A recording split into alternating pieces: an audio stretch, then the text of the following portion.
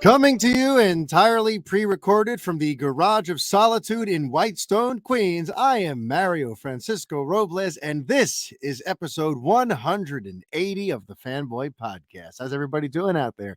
Yes, it's just me. It's going to be another solo edition. Brett is still off enjoying his beautiful Vita Jolie Miro, who's now been with us a few weeks. I haven't had a chance to meet her yet, but Uncle Mario cannot wait to do so. But for now, Uncle Mario has a show to deliver.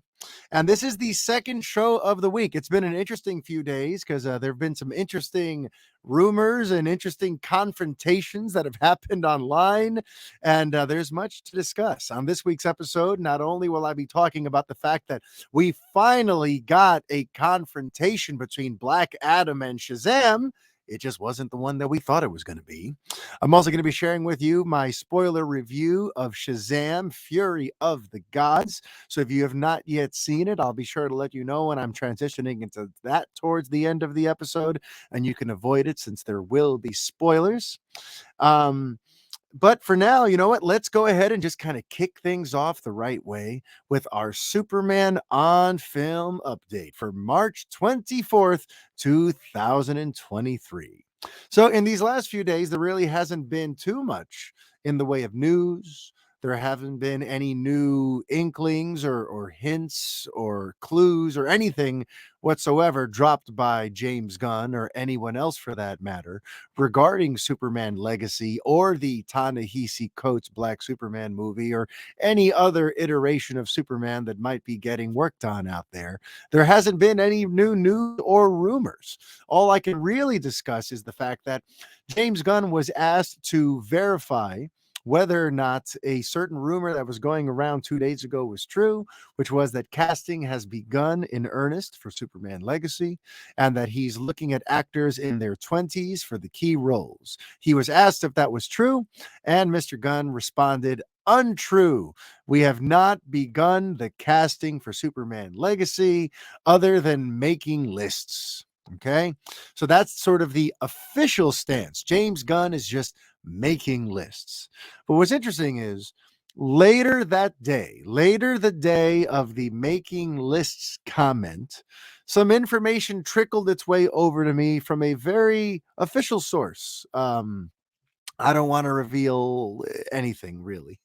I'm not even going to tell you what they told me too specifically because I nowadays I try to tread very carefully with the rumors. I don't want to float any names out there because I don't want to be attached to any clickbait. This is all just kind of rumorville, and I'm going to share just as much as I feel comfortable sharing. But suffice it to say, it comes from someone who should know what they're talking about. It comes from someone who works for a place where it is kind of their business to know what the hell is going on in that world. And through that sort of source, I found out that supposedly Mr. Gunn has had a meeting with someone for Superman. And I've gotten the name. I'm not sharing the name, especially because on top of that, it's early days. I assume he's going to be meeting with plenty of actors throughout this process. So I don't want to get too tied down to one because then that's going to be like the rumor that haunts me the rest of my life if that person doesn't end up getting cast. I'm just not going there today. But I will talk to you just kind of loosely about the person so that we can try to look at the bigger picture of the type of actors James Gunn might be considering for our big blue boy scout. Because what's interesting about this one is it's not exactly what I would predict. It's not exactly even like the type of actor who I would go, oh yeah, that person should be one of the top 3 choices for sure. It's look, I've been talking about this for a few weeks now over on the Twitter. If you're not following me at Superman on Film, I don't know what you're doing. But over on the Twitter, I've been talking about this fact that James Gunn has been sharing interesting imagery when it comes to Superman ever since he took the job, right? He started with images from Kingdom Come. In general, early on, he relied heavily on Alex Ross's depiction of Superman and the Justice League. He also has been talking a lot about All-Star Superman. In fact, like the placeholder image for Superman Legacy is, someone just basically took the cover of All-Star Superman and just added Superman Legacy in big bold letters at the bottom of it. Like All-Star Superman seems to be like his big touchstone, right? So when you factor in the Alex Ross Superman and how he looks, when you factor in the All-Star Superman and how he looks, and you factor in James Gunn's quotes about like Clark being a big galoot, it got me thinking maybe for the first time ever, we're going to get some like barrel chested Kansas farm boy for Superman. One of these Superman actors, one of these built people who look almost like the Superman from Superman the Animated Series, where his neck is as wide as his head, where he looks like someone who's been working the field his whole life and he, understands the value of a hard day's work on the farm. You know what I mean? So, there have been depictions of that big sort of almost oafish Superman where he's a big sort of lovable country boy type. And I kind of thought maybe Gunn was going to consider that because we haven't really gotten that yet, right? Everyone we've gotten is pretty much like tall, lean, strong, model-looking men. Christopher Reeve, listen, Christopher Reeve looked like very much like the Superman from the comics, but he didn't look like a barrel-chested farm boy. He didn't look like someone who knows his way around a trailer and a tractor and has plowed the fields and has tended to the cows his whole life. Yeah, he didn't necessarily give off that vibe. Neither did Brandon Routh and Henry Cavill too. Just very good looking, very muscular, great build. Looks like certain depictions of Superman for sure, but we have yet to see someone who could be confused for the Alex Ross depiction, who just is thicker and wider and almost like kind of like a mountain of a man. We haven't yet gotten that. So I thought maybe for the first time on film, we're going to get that big country Clark Kent. But if this rumor I heard is true, I mean, listen, we might still end up there, right?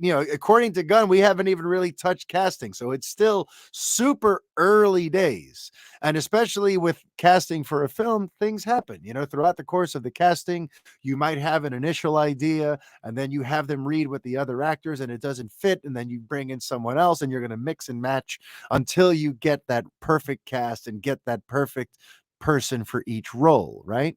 So, we are still early days. We might end up at the big farm boy, but this first name I heard, first of all, they're in their early 30s. I don't want to go much, be more specific than that because again, I don't want you to narrow it down too much, but they're in their early 30s, which is interesting because a lot of the initial rumors we heard were that we were looking at a Clark Kent who was about 25 years old. Remember, that was the initial rumor. Then James Gunn came around and said that that's not necessarily true. All I ever said is that he wasn't in his 40s and he was younger than 40, but doesn't necessarily mean 25. Okay. So this person that I've heard about, they're in their early 30s. They also have a very youthful demeanor, though. They could easily pass for someone in their mid 20s. They have sort of a youthful, sort of baby face sort of thing about them.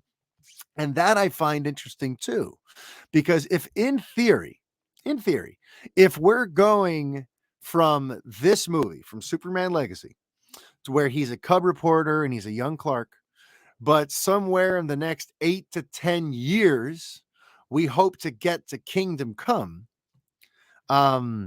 Some baby-faced early 30s who could pass for 26. This person doesn't strike me like they're going to look anything like Kingdom Come Superman in 10 years. This person is going to still look probably about 29 in another, 10 years. They do not look that old. They don't look their age currently. All right. So this is one of those situations where it's a very youthful actor. It's like imagine it's not this person, but imagine like Tom Holland. You know what I mean? One of those like very youthful baby face type of actors. In another 10 years, Tom Holland's still going to look like he's in his 20s. You know what I mean?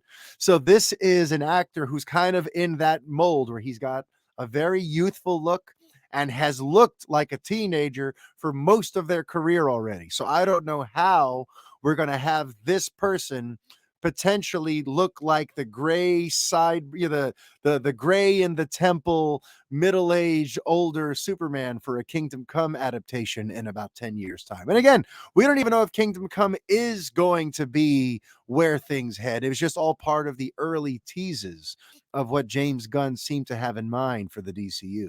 Everyone seemed to be pointing at Kingdom Come because he kept sharing images from Kingdom Come. So, with that in mind, this actor, when I think of them, I don't see how they could age into that. You know, there's something about them. This is a very youthful babyface character, a very youthful babyface actor. And beyond that, in the vein of their body type and their physical form, right? Superman in the comics is known for being 6'4". We've had actors who kind of range. I think Henry Cavill was 6'1". Brandon Routh was about 6'2". Tyler Hoechlin is shorter than both of them. Christopher Reeve, I believe, was 6'3", or might have actually been 6'4", since he was basically born to play Superman. But yeah, so we're used to a Superman who's at least six something, right?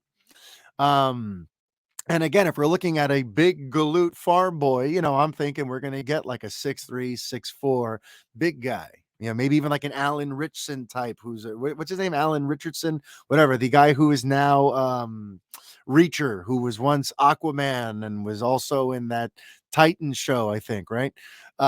He's like 6'5". Some people were kind of fan casting him, right? Well, this actor doesn't make it anywhere near 6 feet. Okay. This actor is a few inches short of 6 feet. So to me now, this throws me for a total loop because I'm like, really? James Gunn is looking at baby-faced actors who aren't even 6 footers for Superman? Like, to me, that just it confuses me. And it's one of the reasons why, like, I'm not rushing to print this rumor and I'm not rushing to put this name out there because it might be wrong. It might all be wrong. But right now, I'm just kind of speculating, kicking around the idea that if this is true, he seems to be very okay with a Clark Kent an actor in their early 30s who's several inches short of 6 feet tall. And it makes me feel like, maybe he's looking to adapt a Superman that looks and feels almost more like the one from Earth One, right? He looks smaller and skinnier. He looks more like just like a modern sort of youthful guy in his early 20s in the new millennia type of guy. Superman Earth One, if you haven't read that one yet or seen any artwork from it. This actor seems more like he would be more adept for that version of Superman, not the Alex Ross, but the Superman Earth One. And there've been other ones. There've been other ones that show like a skinnier, more meek Clark Kent Superman. And it seems to me, if this rumor is worth anything, that James Gunn is at the very least open to casting someone like that. So that should kind of recalibrate our expectations. Again, assuming that there's anything to this. But the place I got it from, it's someone who wouldn't just say this for the hell of it. Okay. But yeah, so in terms of Superman Legacy, the big update is that James Gunn claims to be making lists, as in, short lists for the actors he would love to have read for each of the main roles. But I've been hearing that he had already a meeting with one particular actor for Superman. And I even thought maybe since they're shorter and maybe since they're baby faced, maybe he's looking at them for Jimmy Olsen, and somebody just got their signals crossed. And since it's for Superman Legacy, they just assumed that this person is reading for Superman. I thought of that.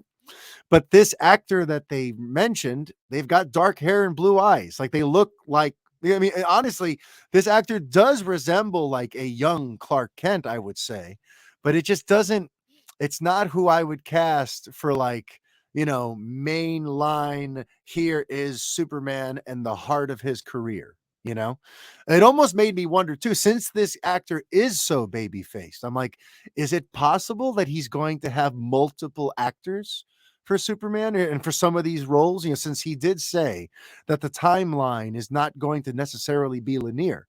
and that some of these stories take place in the past, some are in the present, maybe some are in like the ancient history, maybe there's something that's a bit of a flash forward, but he's already said that like the timeline isn't like we just continue from Superman Legacy on and every movie comes out sequentially as if it was a year after that. No, this is a thing where we're going to be messing with the timeline.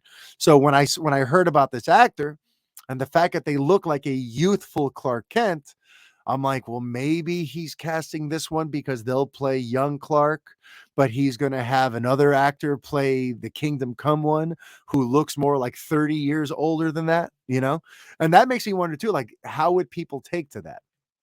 You know what I mean? It would have been weird if Iron Man was Robert Downey Jr. in the first Iron Man, but by the time we got to Endgame, it was a different actor. Like, I don't think, I that might have been an odd choice, and that might have thrown audiences off a little bit and prevented them from investing as much as possible into, that iteration of the character.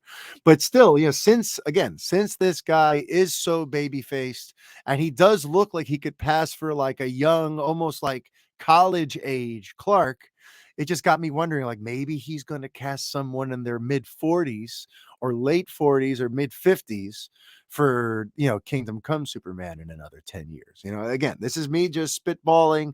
I don't know. All I do know is that if this person gets the job, I'm going to be very confused, and it's going to take a little selling. I'm going to need to see a trailer. I'm going to need to get a little more information before I start doing backflips, because it's not any of the people who I would have put up for the job, and it's not someone who, physically speaking, would be my pick for Superman. So we'll just see. I will keep you up to date on that. If I get any further verification from other sources about this name of who supposedly met with James Gunn for Superman, I will be sure to include that in an upcoming episode. But we're going to move on from Superman on film update, since there isn't much more to talk about there. And we're going to talk about the fact that this week we finally got to see the clash between Black Adam and Shazam, the one that we've been talking about forever, except it wasn't exactly what we had in mind. Okay. No. So Black Adam did not somehow make his way into Shazam Fury of the Gods. No. And Shazam didn't somehow, set up a sequel where they're going to be fighting. No, no, no. This clash that happened, more or less happened online. This clash that happened, and mind you, it only happened from one of the sides kind of throwing flames onto the other side. So let's go through it, and then let's unpack it a little bit. Because earlier this week, The Wrap published an exclusive report kind of detailing the way The Rock handled Black Adam and its relationship to Shazam and Shazam 2, and how that might have, hurt the film's overall, marketability or whatever. I'm going to tell you what I got out of it. Some people felt like it was somebody making excuses for Shazam's box office. I don't see it like that, but I just think it's a very interesting story. So the Wrap published a report where the the bullet points of it, the long and short of the report is that Dwayne Johnson vetoed a few things. He used his considerable clout on that set, and the fact that he wasn't just an actor, he was the lead producer on it, and Black Adam really was like his baby. He put that whole team together. He carried the whole thing on his back, and it's also why he kind of has to bear the whole weight of its failure too. But you know, he with the considerable power he was throwing around, the Wrap reportedly the Wrap purports that Dwayne Johnson vetoed an appearance by Zachary Levi's Shazam in the end credits for Black Adam, something that would tease some sort of confrontation between these two characters down the line. And mind you, it wouldn't have been a crazy idea, because who is Shazam's arch nemesis? Black Adam. Okay. But for some reason, Dwayne Johnson just did not want to mess with that. He didn't want to touch it. He had no interest in that. So he vetoed Zachary Levi showing up as Shazam. And he also vetoed the Justice Society showing up at the end of Shazam Fury of the Gods, attempting to recruit Shazam to the Justice Society. So that was, those were two major parts of the article. And the other thing that it talks about was just how, that he really was sort of hell bent and intent on building all of his Black Adam plans around this rivalry with Superman that he was very, very, dead set on doing. And what's interesting is somebody over on Instagram posted essentially just the bullet points, like an abbreviated version of the article where it's like just the 4 key points. And Zachary Levi shared that post on his Instagram and added the caption at the bottom, "The truth shall set you free." So Zachary Levi basically just co-signed that article. And he was totally fine with letting the world know that Dwayne Johnson wouldn't let him cameo in Black Adam and wouldn't let Justice Society cameo in Shazam, and only really seemed to have any interest in a Black Adam Superman confrontation. And he really wanted to build all of DC around that concept, around that titular rivalry. So clearly, Zachary Levi saw that and he thought about it and he said, you know what? Screw it. My movie bombed. Who cares anymore? Let's let the cat out of the bag. And he co-signed that. The truth shall set you free. And of course, the internet went ablaze with that information. People couldn't believe it. There was all kinds of interesting takes floating around. Some people look at it like, oh, but Levi's just got sour grapes. He's being a big baby. He can't accept that his movie bombed. Some cameo by the Justice Society was not going to fix that. So he's just being out of his mind and yada, yada, yada. There's that take. And then there's the people who are wagging a finger at The Rock for doing what he did and acting like he hurt both movies with his decision making. And like all of this really is just an attempt to explain the subpar box office. But I really don't see it like that. To me, you add those cameos, you put those things back in there that The Rock vetoed, and both these movies are going to do still exactly what they did.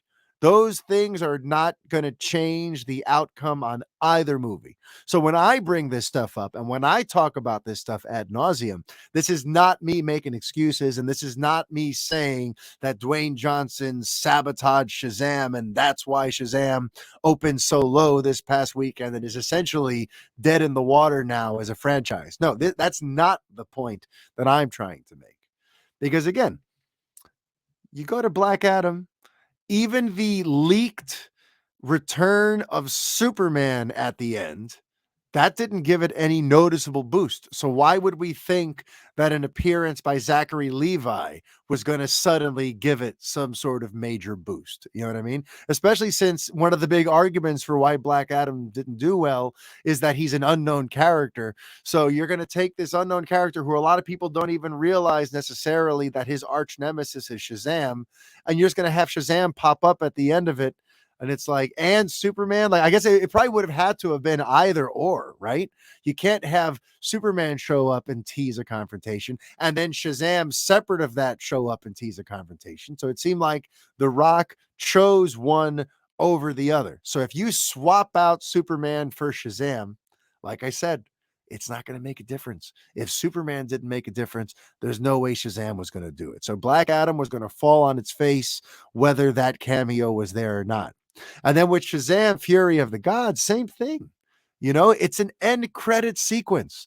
Suddenly having the star of a bomb that came out in October was not going to suddenly make this March movie sell any better. You know what I mean? It doesn't make sense. So anyone trying to argue that Johnson's vetoes are the reason for the box office failures of both movies, they're just, they're mad at The Rock, and maybe they have good reason. I'm pretty annoyed at The Rock myself, but you really can't hang that box office on him and his vetoing of the cameos.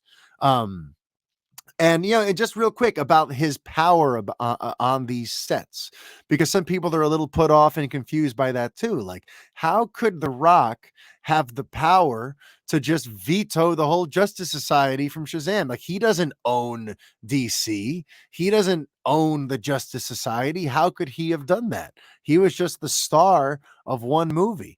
And meanwhile, they said he had to jump through flaming hoops to get Superman in his movie and to get Henry Cavill back in the suit. So which is it? Did he have to jump through flaming hoops and work real hard to get the characters he wanted in the movie? Or did he just have the power willy-nilly to decide who shows up where? Well, allow me to explain that for you. With the Justice Society, it's really rather simple. There were no other plans. There's no other competing version of the Justice Society currently in DC's plans, and there weren't any last year either. So when The Rock was putting together Black Adam and it was filming in 2021 and all that kind of, and in pre-production in 2020 and all that, like, he basically took temporary stewardship of the Justice Society. And that was easy to do because, again, at the time, Walter Hamada didn't have any plans for them. So when they were putting that script together and he submitted a script that included the Justice Society, nobody gave him any flack about it because that was the nature of the story of the movie Black Adam. They were going to need Justice Society there as sort of the foil to him and the ones to try to rein him in and all that kind of stuff. So he got free reign to include them. He had a hand in casting them. For all intents and purposes, that Noah Centineo, Pierce Brosnan, Aldous Hodge Justice Society belongs to the Black Adam franchise. And a lot of he cast them, he brought them to light. The options on their contracts are for Black Adams 2 and 3. Like they're indelibly linked to Johnson and that production. Okay. Superman's another story. When he wanted to include Superman there were, depending on what point, what stage of things they were asking, there have been different thoughts for Superman along the way. And even though Walter Hamada was all too happy to move on from Henry Cavill's Superman, we know that he was looking at a reboot, written by Ta-Nehisi Coates. And while that's now become an Elseworld tale like the Batman and like Joker, there might have been a time where that was going to be the new main Superman. Depending on at what point he asked, there has been some kind of Superman project at some stage of development all throughout Black Adam's production. So when it was time to get Superman in there, especially this version of Superman that nobody at the studio wanted to continue with anymore, of course he was going to have to jump through flaming hoops and do some serious convincing and put on his best showmanship and gamesmanship to try to convince Warner Brothers DC to let him have Superman. Okay? So that's the difference between the two. Justice Society, there were no plans. They've been in the script since the film entered production. He cast them. His team designed the costumes. Like, that version of the Justice Society, for all intents and purposes, is the $7 Productions Justice Society. When it comes to that Superman, that is Zack Snyder's Superman, or depending on how you look at it, that is Warner Brothers' version of Superman, the standard bearer of Superman for the last 10 years until he gets officially recast. The Henry Cavill Superman is still kind of the torchbearer for the role until, this person, until Superman Legacy gets cast, right? So with that in mind, that's why he had to ask and he had to jump through hoops. So that if anyone was unsure about how that works out and how The Rock could have such power in one area, but no power in another, hopefully that clarifies that for you. But now, again, this story, though, this whole Zachary Levi deciding it's okay to just dump a bunch of dirt on Black Adam here, on Dwayne Johnson, and even going so far as to say in an interview that he's never even bothered to watch Black Adam. Like, that goes to show you, like, You don't say that if you're still trying to play the nice PR game, and if you're still trying to get the fans to long for some Shazam Black Adam confrontation down the line. If you're trying to convince James Gunn to keep Shazam alive in the Elseworld, like, you don't just go around trashing the actor and the movie that depicts your arch nemesis, even if that actor and that arch nemesis wanted nothing to do with you. He just seems to, like, he just doesn't care anymore. The movie bombed. It's not going great. The outlook is not looking good for his future with DC or with Shazam or for any of these characters to ever be seen again. So he seems to just not care. And that in and of itself is kind of revealing and kind of telling, to me at least. Um, but to me, the bigger story is just that Dwayne Johnson was able to make these decisions and that his priorities were what they were.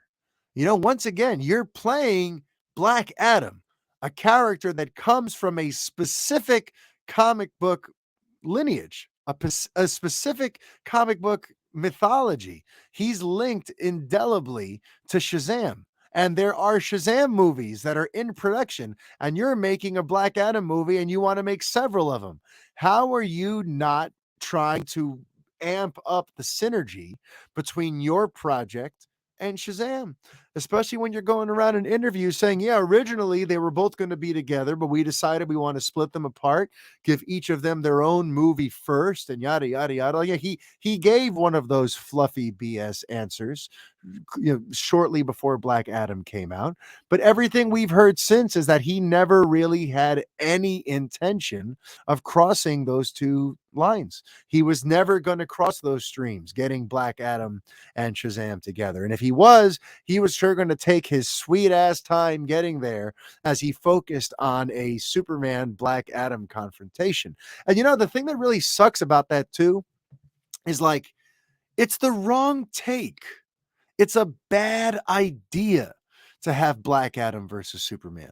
Even though, I let myself get hyped up for it, especially if it meant it was going to open up the door for more Henry Cavill Superman and maybe give him a chance to finally tell some of the Superman stories he wanted to tell. Willing to follow the Rock down that trail. Fine, let's see that fight. Fine, let's see the two demigods do their thing, and this time it'll be the Rock and Superman. Yay! But honestly, like, the more I think about it, and the more I thought about it a few months back before we knew how this was all going to shake out, it hit me that, like, we're going to have to go down a route that is eerily similar to Batman versus Superman again. Because if you saw Black Adam, you saw that they were not positioning him as a villain.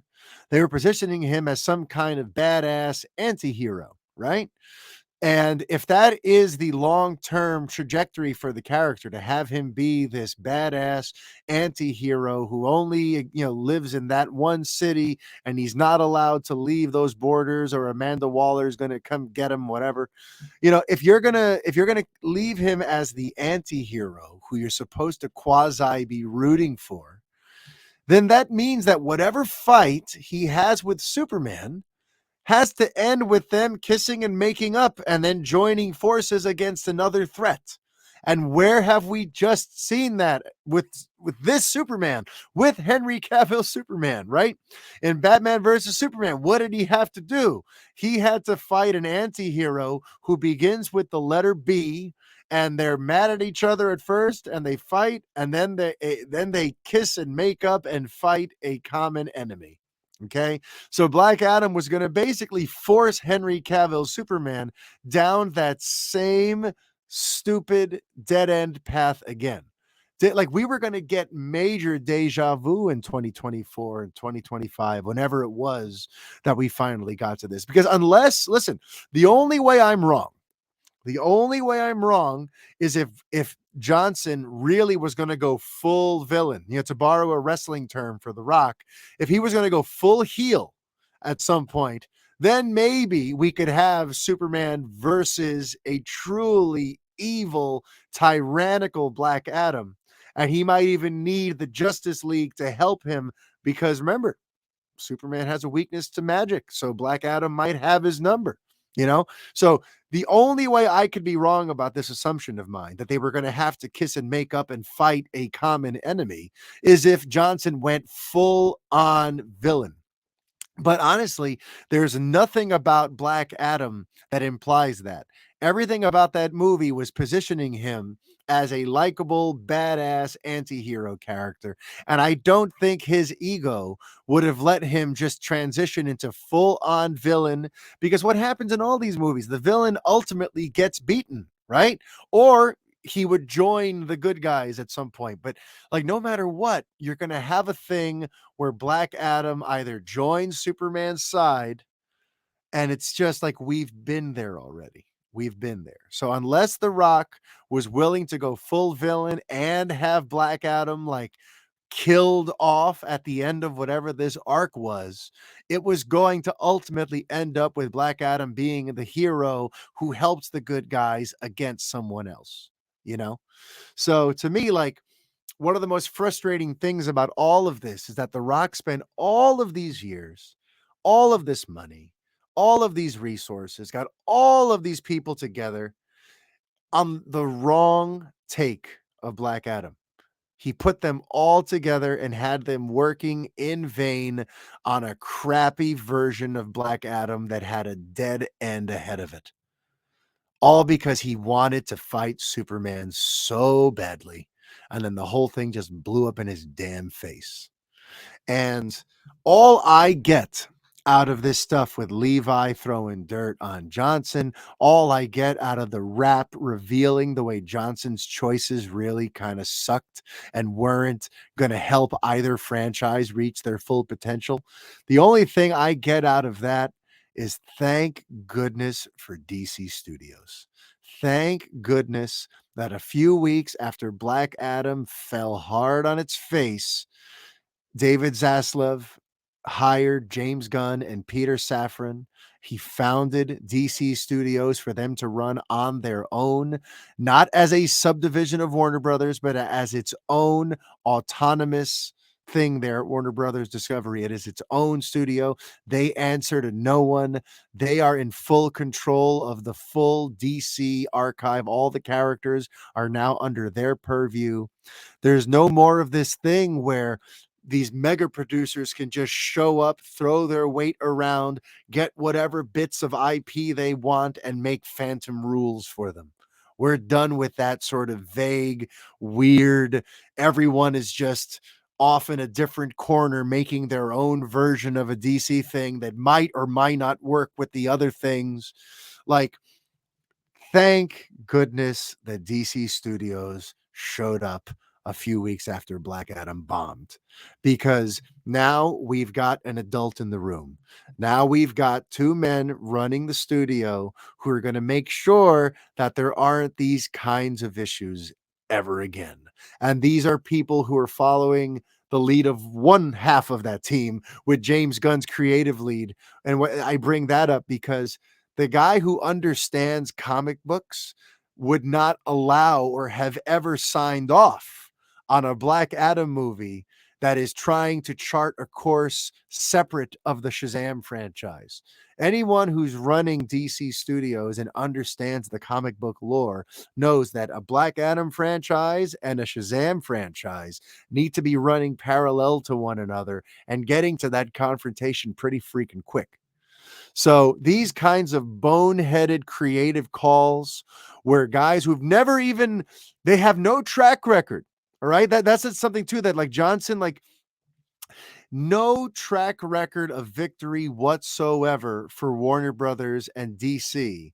And yet he had the balls 2 weeks ago on the Oscars red carpet when they asked him about like Black Adam and the changes that happened after his movie came out and James Gunn coming in. You know, he made this metaphor of like, well, it's kind of like on a football team where, there's a coach and a quarterback and they've won all these championships. But then, the team hires a new GM and the GM steps in and listen, it's not my coach, it's not my quarterback. So I'm going to hire a new coach and quarterback for this season because, I need it to be my team and I need to put my stamp on it. And listen, it's a great metaphor in sports because that does happen. Sometimes the coach and the quarterback are just cannon fodder when the GM of a team, when a new GM comes in and they're looking for how they can nip and tuck things. They don't want to necessarily keep the same coach and the same quarterback that got the last GM fired. They want to start fresh. So sometimes the coach and the quarterback can kind of get stuck in the crossfire there. And listen, it's an apt comparison in the sports world, and it would have been an apt comparison if The Rock had some track record of quote unquote winning championships and being that all-star quarterback for DC. But this was his first movie, okay? So here's a guy with no track record of ever delivering for Warner Brothers and DC, coming around and throwing his weight around and making massive scale decisions that are going to affect all of DC. Because that's another thing that's come out with some reporting lately, which is part of all this too was like a power play. Their best case scenario for Black Adam was that it was going to do all of this business and that David Zaslav was going to essentially hand over the reins of DC to Johnson and his team, so that his former brother-in-law, Hiram Garcia, can become the guy who like runs DC Entertainment, and that the $7 production company they would become the power players. They would become the architect. Their best case scenario was Black Adam does really well. Now we own DC and we build, we got a producer credit on Man of Steel 2. We build to a Black Adam Superman thing. We build to a Justice League thing versus Black Adam. We build the whole universe around us and we just run away to the bank. That was what Dwayne Johnson was hoping was going to happen. And instead, his movie failed to turn a profit. His movie flopped. So it's fascinating to think, though, too, because DC Studios arrived, what, a month after Black Adam flopped. And what's fascinating about that is, what if it hadn't, right? It almost makes you feel like David Zaslav had been taking a wait and see approach with how Black Adam did. Or maybe James Gunn and Peter Safran were taking a wait and see approach. Because what do you do? What do you do if Black Adam comes out and all of a sudden it's a huge runaway success? Number one at the box office for 3 weeks in a row, and the word of mouth is powering it to these crazy box office numbers, and it's a runaway hit like Venom was a few years ago, where the critics hated it, but it still made almost $1 billion. Or it's a runaway success like Deadpool was back in 2016, where, hey, it's rated R and it's a character nobody's ever heard of, and it's loosely related to the X-Men movies, which were in their own state of limbo at the time of 2016. Like, there were all of these things working against Deadpool, and then that $66 million movie made like $700 million. Had Black Adam come out and done something like that, where an unlikely hero is born, and all of a sudden, all of pop culture is like galvanizing around, whoa, that Black Adam movie was badass. Do we get DC Studios a month later?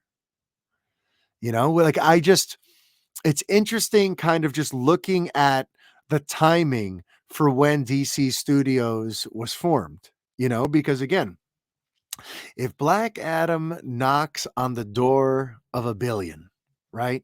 And all of social media is ablaze talking about Black Adam versus Henry Cavill's Superman, and everyone just cannot wait for this confrontation.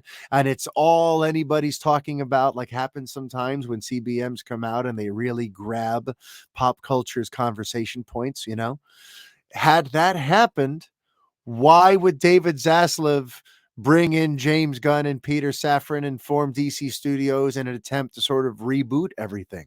You wouldn't do that, because in theory, Black Adam will have shown you that no, there's still mileage in these characters. Because look, and we just launched a new one. Black Adam is a new guy, and people love him, and he's going to link with Superman, and now we're going to run off to the bank. And next year we've got Shazam, and we've got the Flash, and we've got Blue Beetle, and we've got Aquaman. We should stay the course. If Black Adam does really well and you're someone who works at Warner Brothers Discovery, you're going to be thinking we should stay the course.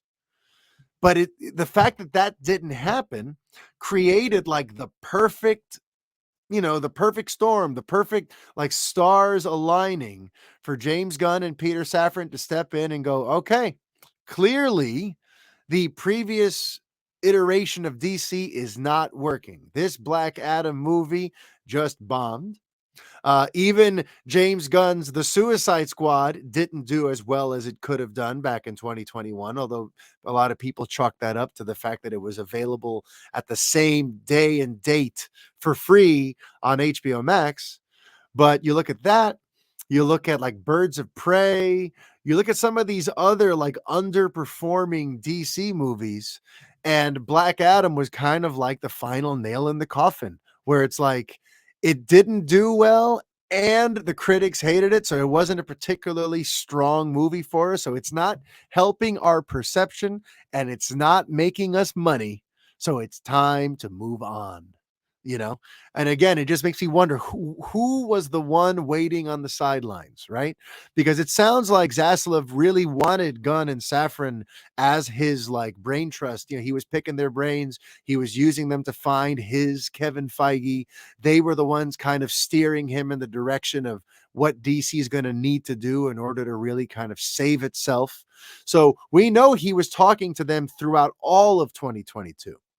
So it's like, did he offer it to them and they said no and held on? And then after Black Adam bombed, they saw like a perfect moment and they're like, well, now they're vulnerable.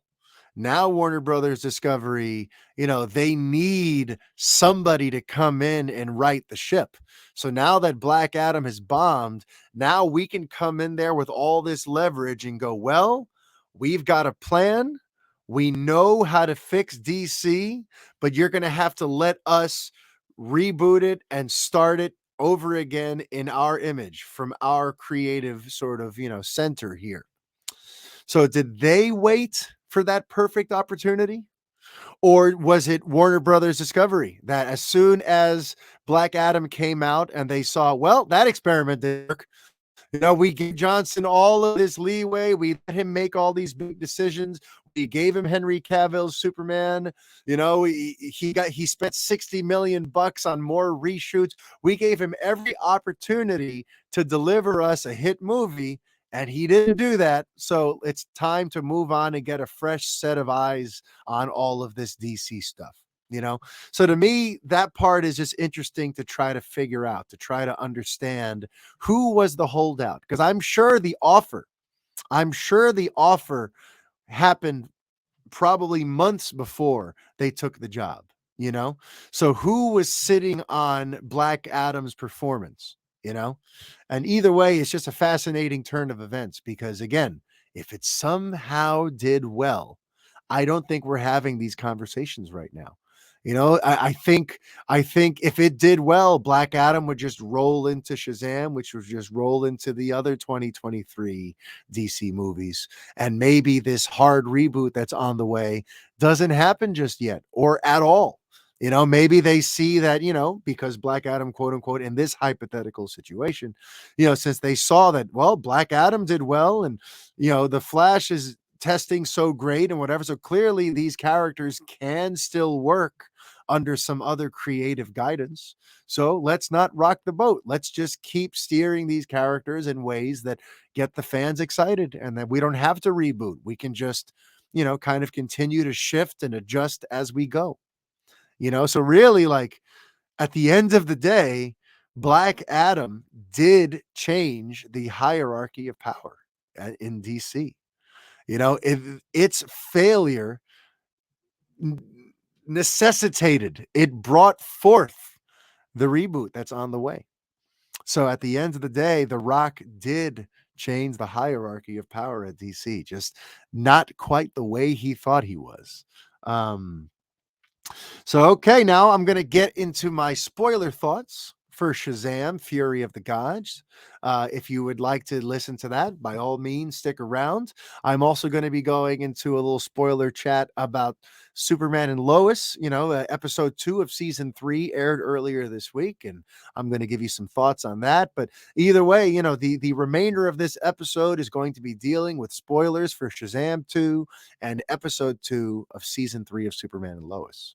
So if you don't want to hear any spoilers, thank you for checking out episode 180 of the Fanboy Podcast. Please subscribe to us on YouTube. The Superman on Film channel on YouTube could use some loving. So give me some subscriptions, will you? And tell your friends about this wonderful show that you're watching and listening to. But now, without further ado, let's get into some spoiler thoughts about Shazam Fury of the Gods, because I got to check that out on Tuesday night. I took my 2 eldest kids and I took my mom to see it. So the 4 of us went. We saw it in IMAX. And I got to tell you guys, I do not know what the critics were upset about. I don't know why it has a 53% on Rotten Tomatoes. I don't know why it's such like a take it or leave it proposition for so many people. I thought it was a very, very good movie. I don't think it's an all-time classic. It doesn't push the genre forward. It isn't some new, groundbreaking rumination on the comic book genre. Like, hey, listen, it's not cinema, but it's a great damn time at the movies. The characters, listen, if you love the first one, especially like the depictions of the characters all continue on, and now these characters have more fun, interesting stuff to do. The plot line, like, I really didn't mind the Daughters of Atlas. I've told you in the past, I was kind of annoyed at the fact that these aren't comic book characters, that they invented characters just for this movie. It felt very like, Hollywood from 25 years ago trying to think that they know better than comic books. But no, I really enjoyed the Daughters of Atlas. I thought Helen Mirren and Lucy Liu and the other surprise one in there, I thought that they acquitted themselves nicely. I thought the plot did a good job of explaining who they are, what they are, why they are, and and to me that's a big key here. You always want to have good villains, and the villains actually had a compelling motivation, and our heroes had their own interesting internal conflict there within the Shazam family, that all the different dynamics at play made for some pretty nice drama and some pretty like heartfelt moments. I mean, listen, I cried. I cried 3 times at 3 different points. At Shazam Fury of the Gods, I was sitting in the theater because it grabbed me by the heartstrings, and it is such like a sincere, sweet movie. You know, if I have to try to put on my more critical thinking cap and try to figure what it is, I haven't even read the reviews. I don't know what it is that people didn't like. I just know that the general consensus is that this is a far cry from the first one. Remember, the first one had like a 90% critic response, positive. So this being in the 50s shows like the critics like totally did an about face. And I don't get it. I don't know what was supposedly so different this time around. This felt to me like the next logical step, the bigger, better story, just the bigger, better sequel. It took everything that worked in the first one and expanded on it. So if I have to be more critical, though, like maybe, there is a fair amount of expedition. Expedition. Sorry, it's after midnight, by the way, and I've been up since 6:45, so bear with me here. And I just DJ'd a trivia night in Yonkers for several hours before I came home and threw myself in the garage of solitude for your entertainment. So bear with me. But no, not expedition, exposition. Okay. Yes, there are points in the film that are a fair amount of expository dialogue where the heroes are basically just explaining the plot out loud, explaining, oh, these villains are these villains and they feel this way because of that. And this is their weakness. And this is, there is a fair amount of them like reading books and explaining to each other the plot of the movie. And I could see how that would be seen as a bit of a flaw in the narrative.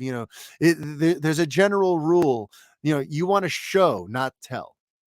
When it comes to a movie, when it comes to a script, you'd rather that the story itself exemplifies what you want the audience to understand, as opposed to having a character go, "This is really sad because I loved this job. And now it is really sad that I have been fired." Instead of explaining what's upsetting about it, just have it happen and show us what's so sad about it. And the audience will now feel that.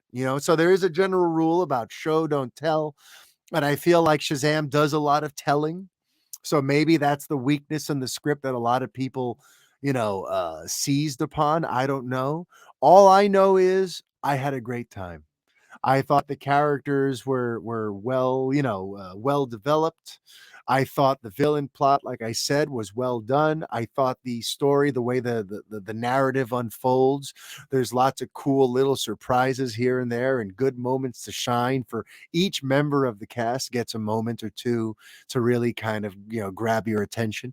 There are some laughs that happen that are totally unexpected, that had the theater I was in cracking up and repeating the punchline out loud, which is always fun. Um, and then there's the big cameo, the big thing that happens that was spoiled in the TV spots. I got to tell you, I talked all this smack about the desperation that they showed by revealing that cameo in the TV spots. I shit all over that in the last episode. But you know what? Even knowing it was coming, the way it plays out in the movie gave me like all the adrenaline. Like people cheered. My mom sitting next to me, which by the way, she hasn't been to a movie since 2013 when I took her to see Man of Steel. Okay. So she hasn't been to a movie in 10 years. Okay.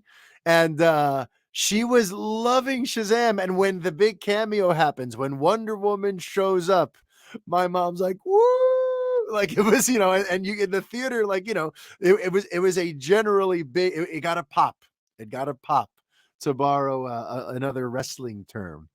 Um, but yeah, like every step of the way, I had a really good time, which is Fury of the Gods. I don't know where the hate comes from. It's not an instant classic, but it's a very fun, very well done, nice time at the movies. It's 2 hours and 10 minutes that I was very happy to spend. There wasn't any time where I looked at my watch. There wasn't any time where I'm like, oh, okay, there it is. There it is. That's why people are crapping on it. It had a good first hour and a half, but look at this terrible third act. We found it. Like, no, the other shoe never dropped. There was never a point where I realized where the hate was coming from. No, on the contrary, I had a great time. And even through the two post-credit sequences, because yes, there is a mid-credit and a post-credit at the very end. If you do go this weekend, be sure to stay for both. Although honestly, it's pretty bittersweet now because there's no way they're going to continue on. I don't see how Shazam 3 can happen with these box office numbers I'm seeing. It seems like damn near an impossibility. Um, if I have to pick at one thing though, so the one thing that I'm like, ugh, on, and it's a big one, but it still didn't damage my overall enjoyment. But Zachary Levi, like his portrayal of Shazam bothers me. And it bothered me in the first one too. So it's not a new problem. And it's something where, like, if you were able to make peace with it in the first one, maybe you'll continue to make peace with it in the second one. But for me, Levi does not act like Asher Angel. He does not act like the actor who played Billy Batson. He does not try to mimic him at all. And on the contrary, he plays Shazam like he's even like younger and goofier than Asher Angel is. And it doesn't really make sense. It makes sense on the surface, right? If you're trying to say like this is a little boy in a superhero's body, then yes, on the surface, you want to have Shazam kind of have a bit of a youthful, childlike energy. But Asher Angel doesn't have a youthful, childlike energy. Even in the first one, he's kind of like a tragic hero. He has the thing in the first one where he was abandoned by his mom, and he's this lonely, orphan, and even in this one, he's older. He's grown quite a bit. By the way, I think that would have been another issue with Shazam 3, where like now he really he would have been like 20 by the time they made Shazam 3. But either way, in this one, he's bigger. He looks more filled out. He looks like a man. And he doesn't seem like a goofball at all. And yet, when you look at Zachary Levi, he still plays him like a big, excitable, goofy kid, and meanwhile, it's not like that happens with all of the Marvel family, all of the Shazam family. The guy who plays Freddie Freeman, I forget, Adrian, what's his name? Not Adrian Brody. That's the guy from The Pianist. But whatever, Adrian something or other, the one who was almost the Flash in Justice League Mortal, but now plays Captain Every Power in Shazam Fury of the Gods and in these Shazam movies. The guy who was also in what was that show? The OC. Anyway, I'm giving you like his entire filmography, but I can't remember his name. That guy, you can tell he worked real hard to seem like a grown-up version of the kid who plays Freddie Freeman, whose name also escapes me, but I know him from the It movies with the Andy Muschietti It movies. So the Freddie Freeman actor, who's great, by the way, he's great in this one too. He's a scene stealer in both of these movies. But when he's in his grown-up form, the actor who plays him grown up, like even kind of mimics some of his body language and some of his delivery, which to me makes perfect sense. But Levi, for whatever reason, and David Sandberg apparently never told him otherwise, but like he doesn't act like Asher Angel. He acts like a big, goofy, just just a big dumb kid in a superhero body. And honestly, it undercuts some of the moments that might be even a little more powerful because, he should have some sort of switch he can flip where, even if you are a 17-year-old at heart, you're dealing with life and death. You're dealing with the end of the world. You're dealing with, um, but Levi, plays so much of it, so sort of lighthearted and kind of childlike that it just made me, question again the direction of that. How was he allowed to not portray a grown-up version of Asher Angel's Billy Batson? Why is he just playing a kid in a grown-up's body? So if that bothered you in the first one, it's going to continue to bother you in this one. And that's what happened with me. But overall, I found the journey itself, the ride itself, I thought was pretty damn great. And if you want to catch it, I think you should catch it before it leaves theaters, especially if you like the first. Because if the reviews are giving you the impression that this is a far cry from part one, I'm here to just throw cold water over all of that. To me, this is the perfect sequel for one. So if you liked one, go check out Fury of the Gods. That is my reaction to Shazam Fury of the Gods. Now, my final reaction of the episode goes to Superman and Lois season 3 episode 2. This was this was an emotional this one packed a punch because it opens with Lois going to Metropolis and getting doing the further testing that was mentioned at the end of the first episode. Remember, at the end of the first episode, Dr. Irons calls and says, no, it's not pregnancy, but there are other things going on, and I'd like you to come in for some tests. And we're kind of left feeling like, uh-oh, what's going on with Lois? And in part 2, we open with this very powerful series of shots where Lois isn't saying a word. She's just, we're kind of focused and transfixed really on her face, on her performance, as we see Lois kind of go through all the different phases of like getting the news that we need more tests, going to Metropolis, being in the medical gown in the room, waiting for the doctor coming in and performing the tests, going to the doctor's office for the follow-up and getting the results. Like they kind of, it's a bit of like a time lapse. You get the feeling that several days have gone by, but without any words. Elizabeth Tulloch's acting is so just it's so beautiful, it's so powerful. There's so much weight to it that even though you can't hear what's being said, you can feel what's going on. And you know, it had me sort of like ready to, oh, I don't want to do it now, but it had me like ready to cry immediately because like this is Lois. And I'm like, please don't make Lois sick. Don't do that to us. Don't do that to Jordan and Jonathan. And don't do it to Clark, please. So I was like, yeah, I get him. I'm sorry. Okay. So it's a very emotional opening.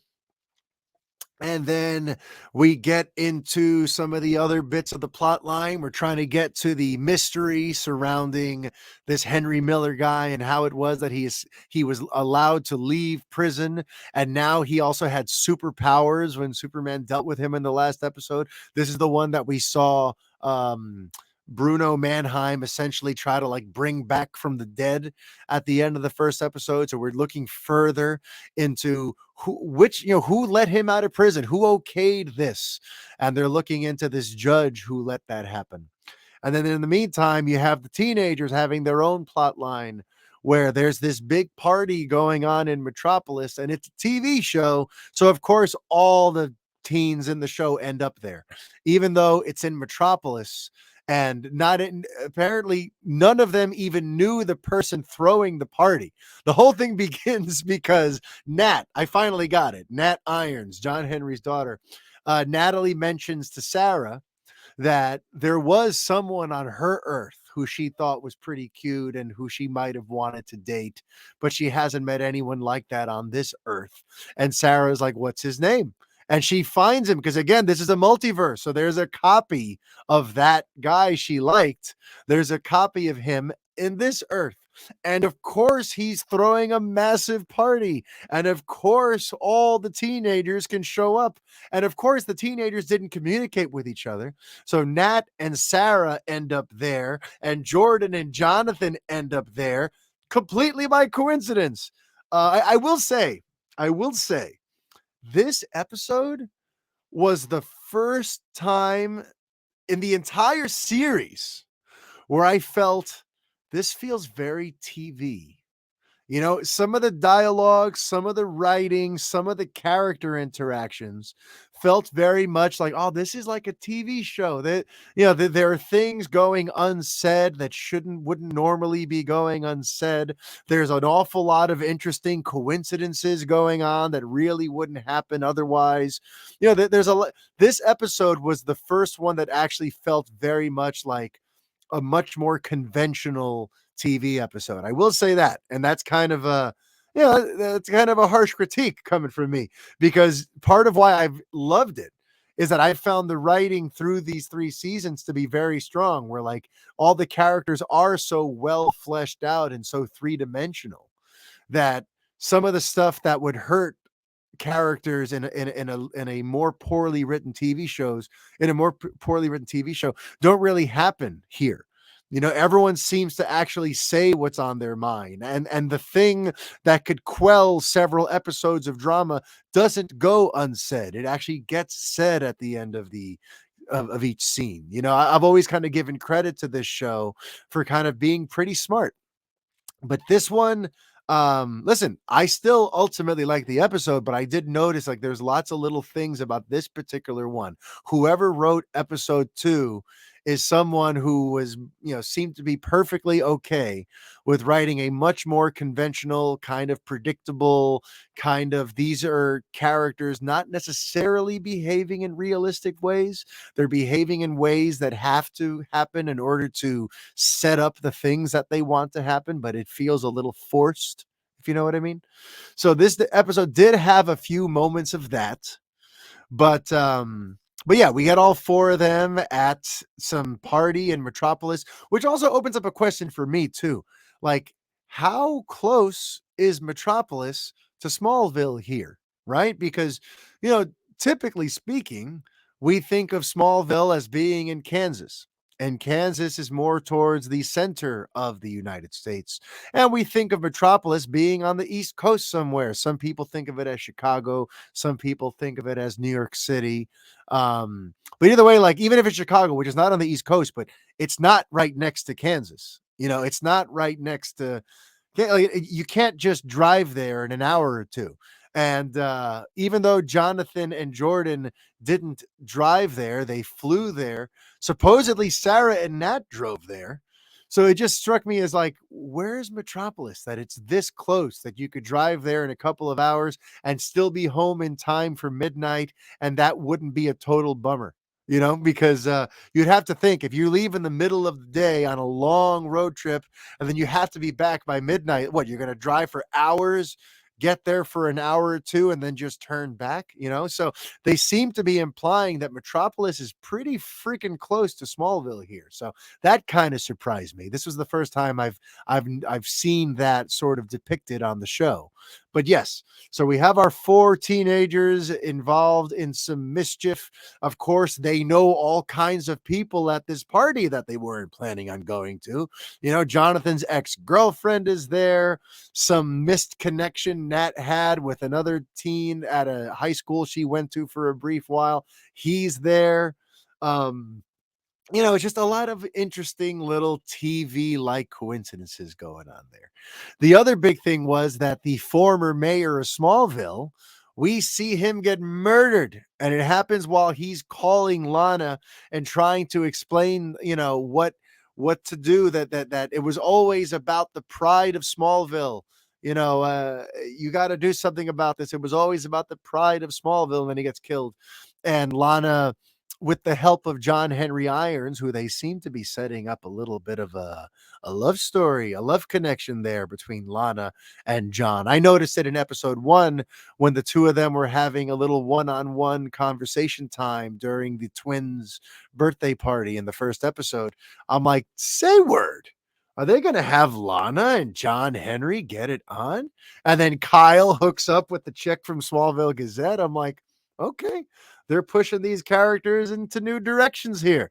But yeah, they continue down that path here. Lana has some dinner with John Henry and then talks to him about what happened and this whole thing about the pride of Smallville. And they go and they start investigating the mystery of that. And there's a little like hidden note in a crest in the mayor's office. You know, so either way, so that plot line got a little further, and I'm still very intrigued by that. There's this character, this hooded figure with a face that shape shifts. It's very almost like Rorschach, but it's like a female voice. And I think she's from the comics. I've seen some artwork that I'm sure I could probably look up who that character is. But and maybe one of you wants to tell me in the comments or something.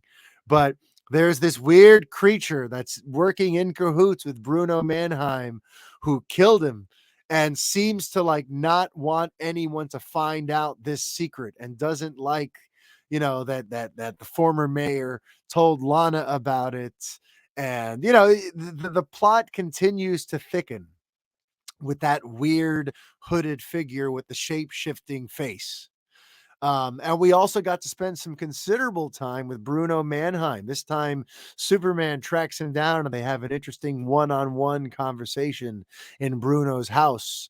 Um, and you know, the actor, he brings it. He, you know, his voice is super. I mean, he's got like Darkseid's voice, and you know, he grounds Bruno in an interesting way. You know, he's not just a pure villain, he's a compelling villain who sees himself as the hero in his story. You know, all the best villains don't see themselves as villains, and this Bruno Mannheim that we've met is certainly no exception to that rule. He sees himself as the good guy. And it's going to be interesting because he didn't seem particularly intimidated by having Superman at his house at all. And, you know, this is someone who seems to wield some sort of great power and seems to have some interesting tricks up his sleeve with some of the stuff he's working on in the lab. And they mentioned Intergang this time, by the way. Superman mentioned that he's the suspected leader of Intergang. So that was cool to hear. And it's going to be interesting to see kind of how that plays out. But over in the lowest storylines where things got really interesting because they go and they interrogate the judge who released Henry Miller early. And apparently she had been convinced to release that guy from jail because he apparently was, fatally ill, critically ill. He had a tumor and he didn't have long to live. So he got special permission to leave. And then when she heard that he was given superpowers and seems to be up to some other very no good thing, just then some central casting villains showed up. This is one guy. For those of you who watched it, did you see the guy, the skinny white guy whose face looks like a snake with the brown hair? I'm like, could he ever play a good guy? He looks like he was born to play a villain. Some guys just have that face.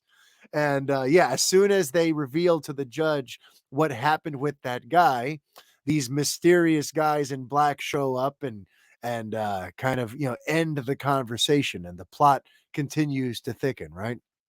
And Lois sticks behind, sticks around, and we end up in like a suicide situation where the judge is so distraught over what's gone on and seemingly about the people who she's pissed off now who may want to come after her and the trouble that she's in, that she wants to throw herself off the roof of the courthouse.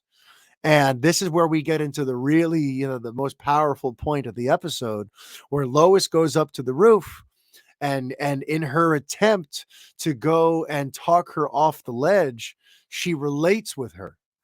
She tells her, like, I know what you feel like, where something's gone wrong and you feel like you've lost all control and there's nothing to do about it, and this and that. And when the judge turns around and looks at her, because she could tell Lois is almost like, on the verge of tears herself, Lois reveals, and she knows that Superman now is here. Superman has shown up. He's hovering in the background because he's there in case this lady does throw herself off the roof. You can tell he's there to catch her. But Lois, who's been avoiding telling Clark what's going on, even as he can tell that she seems preoccupied about something. Don't cry. Okay. Uh, she knows he's there. She's been biting her lip. She doesn't want him to know. But in this moment where she's trying to save this judge's life, it finally pours out of her that she knows about the helplessness, and she knows, like, feeling scared and like you don't even have the power to fix this. And she revealed that she's been diagnosed with a stage 3 cancer and it's aggressive, and she's terrified basically. And she saves the judge's life. The judge climbs down and they have a moment, and then everyone leaves. I'm not going to do it. Damn it. Hold it together, Mario. But when Superman lands on the roof and they hold each other and they hug, and he he seems so vulnerable there. And it's like to see Superman so vulnerable and so sad and so scared because he can't save her this time. Think of all the times he's been there to save Lois, to be there. And similar to what happened with his dad dying of a heart attack and he couldn't do anything, he can't save Lois this time. So from the moment of that revelation on, those last few minutes were really hard for me. I can't even talk about it. So that was powerful. And then when they tell the boys, I put myself in their shoes, and I'm going to get it together in a second. I promise. And this is hard for you to listen to. It's even harder for me to try to push through it, but I'm going to do it. Especially because I don't think it's true. I don't think she's sick. I don't think she is. I think, I'm feeling the plot line because I'm putting myself in the shoes of all the characters involved. But I still think Lois is being manipulated. I do not think for a second that she's actually sick. In fact, she might actually be pregnant. I don't know. But the reason I think this is, um, in one of the other scenes after she tells Clark, and now they're at Smallville and they're talking about it further, she once again brings up Yeah, Dr. Irons was concerned, so she ordered these expedited tests, and she told me about it. And it's hard to detect, but it's very aggressive, and this, and that. As soon as I heard that, I'm like, no, no, no, no, no, no, no. This is Dr. Irons working in cahoots with Bruno Mannheim, her brother, the John Henry of this earth, was probably a member of Intergang. Remember in the first episode, she tells Lois that her brother died because he got caught up with the wrong kind of people. And I think the wrong kind of people is Intergang and Bruno Mannheim. And Bruno seems to know that Lois is sniffing around again. And he knows that Lois and Clark have always tried to catch him red handed in some way. So I think he's doing this to kind of throw Lois off his trail. He's using and manipulating Dr. Irons to make Lois think that she's sick in an attempt that it'll buy him time to do whatever it is his big plan is doing. Because there was some other bit of dialogue there from Mannheim. I don't remember it now, unfortunately, where he seemed to um he mentioned something about Lois and something about being found out. Like I walked away from one of those interactions feeling like, oh, so he knows that they're looking into him. So it makes me believe that Dr. Irons is either being manipulated by Mannheim or actually works with Mannheim. And maybe she wasn't so against the group of guys that killed her brother. Maybe she's part of Intergang herself, you know? But when they brought that up right there, it diffused my concern for Lois's well being. Right there, I'm like, wait a minute. No, no, no. She's not actually sick. She's being manipulated, and this is all part of the bigger plot point here. And maybe the big surprise towards the end of the season is I was pregnant all along. And for season 4, we're going to have a third super baby in the family. So that is my theory. This was another really, I thought it was a very good episode. Some of the dialogue, like I said, some of the setups too, where it felt very much like this is very TV right now. But I was still there for the ride. I still love this depiction of Superman. I'm still obsessed with their relationship. I think Clark and Lois are such a great, compelling couple to watch. And the fact that they were able to make me feel all these things to where I couldn't even speak, even knowing that I don't think she's sick. It's just a testament to how much they pulled me into their character's reality. That whether it's real or not, I felt it. And and even though I didn't think about, because by the time she tells the boys and it goes to their sort of emotional reaction of hugging their mother, by the time they have that scene, she had already delivered that bit of exposition about Dr. Irons expediting the tests and this and that. So I had already kind of went, oh, so you're not sick. And yet I still felt it though, because still Jonathan and Jordan don't know that. Lois doesn't know that. Clark doesn't know that. So nobody in that scene knows that they're being hoodwinked. They just know that they're having arguably the worst conversation a family could ever have, which is that mom is sick and might not make it, you know? So I believed it. I felt it. And, Superman and Lois continues to deliver on the types of Superman storytelling that I love. There's real emotion, the relationships matter. Superman is just Superman and he behaves the way Superman should. And just all in all, another strong episode. The winning streak continues. There has not been an episode yet of this series that I thought, yikes, that was a clunker, So the winning streak continues. And I think that about does it now for episode 180 of the Fanboy Podcast. If you enjoyed this show, please like, rate, review. By all means, subscribe. Tell your friends about the show, please. Help us continue to grow. If you'd like to send in a topic or a question, feel free to send it over to thefanboypodcast@gmail.com. You could also follow the show on Twitter at The Fanboy Show. You can follow me on Twitter at Superman on Film. And until next time, be kind and stay fanboy. Adios.